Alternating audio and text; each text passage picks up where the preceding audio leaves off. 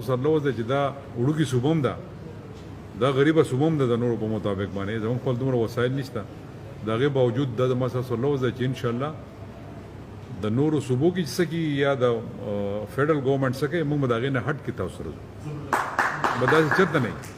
زموږ خپل یو ماحول دی زموږ خپل یو طریقه کار دی نو انشاءالله دا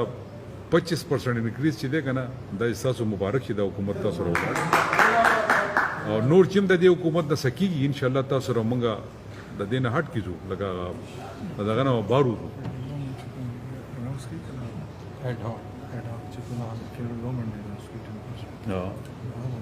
او دې نه علاوه چې نور هم هغه څه اډ هاک فیډرل ګورنمنټ اناونس کړو هغه هم انشاءالله موږ تاسو ته اناونس کوو نو ستاسو دا ټولې مسلې به موږ حل کوو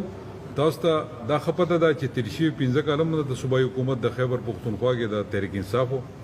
دا دویم ټینیور د تحریک انصاف حکومت ته په حکومت کې هم د کیبنټ حصو ما نو هغې چې څومره اپګریډیشنز مونږ کړي څومره چې مونږ خلکو ته نوکرۍ ورکړي دي او دې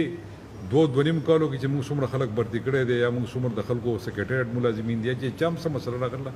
هغه ورته مونږ حل کړې ده نو انشاءالله یو ځای به ځو چې سم مسله راځي هغه به مونږ په خبرو باندې حل کوو ایجوکیشن یا بار ته وته په روډز باندې دا د مسلې حل نه وي